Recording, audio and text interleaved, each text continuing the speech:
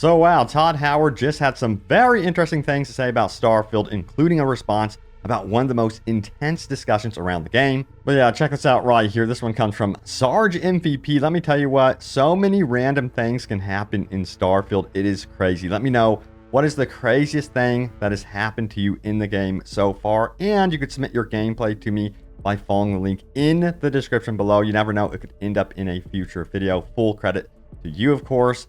Oh yeah, by the way, we're going to be talking about the future of Starfield in this video, which apparently is going to be crazy. We have a new article about that, and yes, a little bit about Elder Scrolls 6. And get this, we even have a very popular PlayStation developer showing his love for the game. You won't believe who it is, by the way. And another behind-the-scenes interview with Todd Howard and the dev team, so tons of interviews here, plus some amazing ship builds you have to see, and yes, your top comments. So don't hesitate. Leave a comment down below. It could end up right here in a future video. But let's get into an update about the numbers, about how many people are hopping into the game right now. Because yes, it is out of early access. The game has officially launched and things are really starting to kick off. Check it out right here. We have 268,000 plus concurrent players on right now. It's going up and up. I'm keeping track of this. Of course, we'll see where it goes. The weekend is going to be very telling. But check it out right here. It says this, as it turns out, the majority of the player base know what they want from a Bethesda game. And if we scroll down here, we can see we're sitting at a very positive overall rating for the Steam reviews, which is saying something. It seems like the majority of the player base is kind of like quiet right now because they're actually playing the game, enjoying it. And there is still a lot of noise, a lot of criticism about the game. And don't get me wrong, some of that feedback is absolutely deserved, and I hope that they continue to improve the game. But yeah, we're going to focus up on this right here as well. Check it out. It says, get ready for the new players to complain about the game, then grow to love it in the coming days like the early access players did. There will be a wave of people complaining about the first few hours of the game again. It gets better, I promise. This seems to be the flow of the game right now. And in a previous video, if you missed it, we talked about an interesting article which highlighted potential ways they could actually address this during the beginning of the game by buffing certain things. But yeah, let's go ahead and see what Todd Howard had to say. Check it out. It says, Todd Howard defends Starfield's Xbox Series X and S exclusivity. When you think of Zelda, you think of the Switch. So let's get into this article right now. This one comes from Games Radar. As always, sources in the description below. But yeah, it goes on to read this right here. Speaking to the BBC in a new interview, the Starfield director and Bethesda veteran defended the new game's console platform exclusivity. It says, when you're making something exclusive, then the more you can focus, Howard said, of Starfield's console exclusivity for Xbox XS platforms. You know, this is the hardware or the thing people are playing on, so the ability to focus on that always yields a better product. You do want people to be able to access it, of course, but being with Xbox means there's an ease of access for us, and I'm told we're expecting more people playing this launch than anything we've ever done before, and that's despite the success of our previous games. That right there is a very interesting take because, yeah, they're able to really hone in on one type of platform architecture, in this case, the Xbox platform's architecture, and really understand it. I'm sure they also have experts from Microsoft really helping them out in that regard. So that's definitely interesting right there. Now, Todd goes on to say this, I do also think people attach brands to certain games. When you think of Zelda, you think of the Switch, and I think there are times when that can be a real benefit. The Starfield director continued. Now, it's clear that Howard views Starfield specifically as an Xbox-linked game, synonymous with both of Microsoft's new gen consoles as well as PC. So this is pretty much a forever relationship, it seems. Now, also, we have this, an internal memo upon Starfield's launch. Howard had big praise for Xbox leadership, including head of gaming Phil Spencer. His support of every game and every player has been unwavering and fierce. Joining Xbox brought us closer to so many we had worked with for over 20 years. I cannot imagine a better place to create games where the diversity of studios, creators, and games are allowed to flourish. Now, it says, it's a good thing Howard is full of praise for working with Xbox, since it sure looks like all future Bethesda Game Studio titles will be console exclusives for Xbox players. Now, Spencer was non-committal on the subject of console exclusivity for The Elder Scrolls 6, though, saying earlier this year that the sequel was so far out it was impossible to know which platforms it would be on. But you know what? I'm going to say it's probably safe to assume that that would also be an Xbox exclusive as well. And there's reason to think that that game would actually launch on the next iteration of Xbox consoles as well. Now, we're going to get into that here in just a bit. Also, we have some responses from the community about the article that I just read. Check it out right here. Todd Howard defends Starfield, of course. Yeah, let's get into what the community had to say. Oh boy. So it says, I don't see the problem.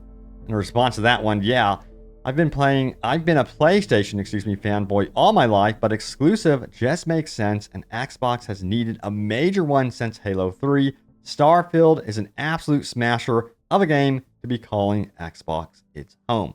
I agree 100%. You know, Xbox has really needed something more recently.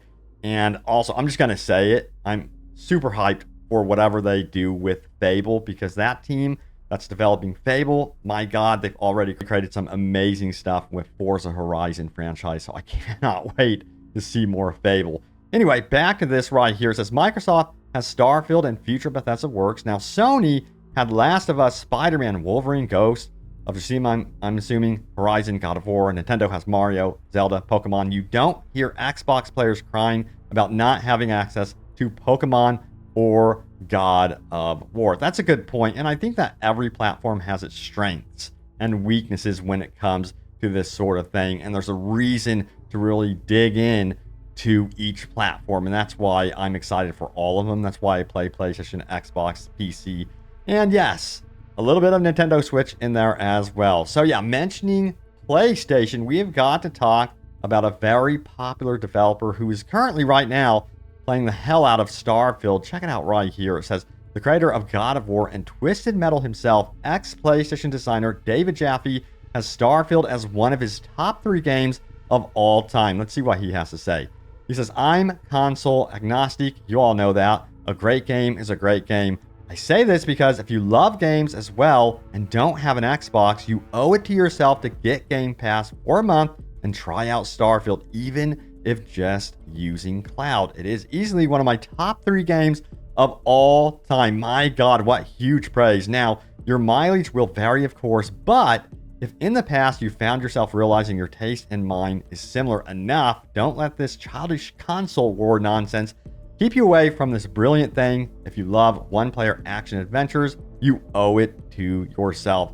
I love this take, and I totally agree. Don't let the console war stuff keep you in hesitation from trying Starfield or other games for that matter. Because, yeah, I think Xbox does have some really cool stuff beyond even Starfield. But also, we have this one right here. Check it out. Here's the headline. Starfield is the present and future of Bethesda Game Studios, at least for a while.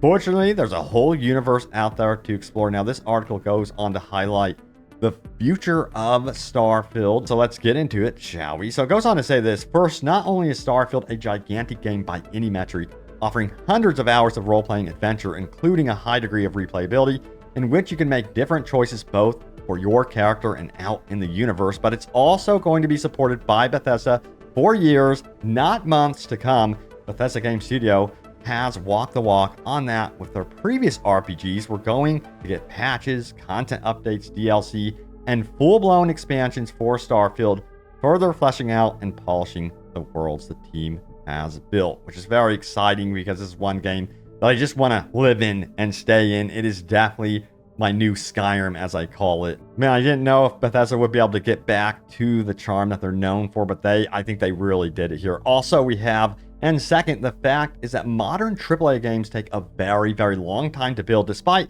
the advancement in tools available to developers, project durations are, by and large, getting larger, not shorter. Sure, The Elder Scrolls 6 may have been announced back in 2018 before a single line of code had been laid down, but it's going to take many years to get it done. Starfield took 8 years, and while Todd Howard told me back in June that he hopes The Elder Scrolls 6 doesn't take that long, the most logical prediction is that it's going to be a 5-year development cycle. It hurts to hear that, but I'm still excited and patient. Now, it says that might means Starfield is the only Bethesda game studio release we get in the Xbox Series X generation. The Elder Scrolls 6 is likely to target the next generation of Xbox that's likely arriving in 2028 instead, perhaps even as a day one launch as a game, as Oblivion was intended to be for the Xbox 360 before ending up shipping 4 months into the console's lifecycle. I would not be surprised if that happened, and I wouldn't say that would mean that Elder Scrolls 6 would be a next gen, I guess you would say, title only on that next Xbox. I am sure that they would release Elder Scrolls 6, at least I'm speculating here, on Xbox Series X at the very least, maybe S, and then that next Xbox console whenever that does happen. All right, so I got to highlight this one right here. It says this: I really love Starfield's not so futuristic setting. Stay with me because there's an actual article here that attaches to this kind of from Todd Howard and the dev team. You're definitely going to want to hear this one now. It goes on to say this: in an era where space science fiction is so oversaturated and overdone, it's nice to have something new. Compared to a lot of other sci-fi universes, Starfield is not overwhelmingly futuristic. It's only 2330. Humans still remember Earth. They still make references to locations and nations from Earth, and still use common expressions even if they don't understand them. My favorite is in a joke book where it says, "Why did the chicken cross the road? What's a chicken?" This isn't some hyper-futuristic space game. Humanity is still new to the advent of space. They're in their pioneer era. They still haven't discovered faster than light communications, and most planets only have small colony settlements. Culturally, the people in Starfield still feel very connected to our time. There are no holograms. The worlds aren't overrun with sapient alien life forms. The majority of settlements live like NASA just started them. We can't terraform planets, not even Mars. The technologies feel real and believable. Now it says this isn't Star Wars, Elite Dangerous, Star Citizen, or Star Trek. I know Star Trek is set in a similar time, but the technologies are totally different. It's more like Interstellar. Starfield feels like our culture just propelled into the future, not an alternate history, but an alternate future. Like this is a path humanity could eventually take. It's grounded in reality, no dystopia. I really appreciate its setting. Now, this does go on to have more like, I would consider minor spoilers, but I'm not even going to mess with that. So yeah, we're not going to read the last bit there, but yeah, some great stuff right there. And this does tie into another article, an official article from Microsoft and Xbox that was released, headlined here, Behind the Scenes of Starfield, where you can explore 1,000 worlds among the stars. It's an interesting read and has some comments from Todd Howard and the team, so let's get into it right here. It says this: we want to give you that feeling of going where you want to go, doing what you want to do. We ended up with around 100 star systems, which felt manageable and not infinite like space. It creates the right sense of scale. So they openly admit, hey, this game is not infinite. That's not what we're about. And that's something that I love about Starfield, is that there's still that very Bethesda DNA, that handcrafted feeling of the environments that you step into, which I personally was looking forward to the most. And they really nailed that down. Now it says, rather than setting it far off in an unrecognizable future, Bethesda opted to place Starfield in a more relatable reality with an abundance of sci-fi influences and inspirations from Howard's own childhood in the 1970s and 80s, making their mark throughout the game. And you could really see that, some old tech with new tech scattered throughout the game, which I appreciate. It's not like you would only see new tech. You would definitely see the leftovers and remnant of a past time. Furthermore, it goes on to say this: there's so much out there, but we always knew our visual tone as far as science fiction was going to be more realistic, where you could draw the line from humanity going into the stars to where the game is set, as opposed to very fantastical. Though it is a video game, so we have to have some of that, but it's more grounded in how things may be. Yeah, I'm curious to see how like future generations will look back to a game like this, like 200 years from now, to see how accurate Starfield will actually be. I'm so kind of like curious about that one. Now, also, we have some more stuff here, so let's get into it. It says Bethesda officially went too far with the middle-aged role-playing. This one comes from Darkest Timeline F, and it says this from the Ghost of Rhetoric. It says, people are saying Starfield isn't enough of a simulation, and meanwhile, I'm a millennial who just got hit with a joint pain debuff in-game. Oh my god, it only kicks in when you're crouching. This is the type of thing I really appreciate about this game. Maybe a bit too realistic there. We're supposed to have escapism, aren't we? No, I'm just kidding. But I thought that was freaking hilarious. And then we have a reply here. With the right set of traits, you can roleplay a character who got fired from their corporate job, is about to have their home foreclosed, and needs to financially support their parents. Fun! The sense of escapism. All right, you guys have got to check this out, by the way. It says, I've spent 50 hours on Starfield so far, remaking New Atlantis in Lego. This is from Taurus 120. Look at this. This is so impressive and beautiful. Man, I love it. And yeah, I bet we're going to be seeing some really cool Lego Starfield builds in the future. Mentioning builds, we got to highlight some really amazing ship builds.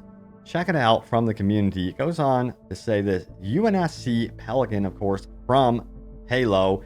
And this is an actual picture guide. So I'm going to go through the pictures. You guys can actually pause it if you want to attempt to actually recreate this for yourself, because here are all the parts, as you can clearly see, and you can attempt to try to recreate the UNSC Pelican from Halo, which is really neat.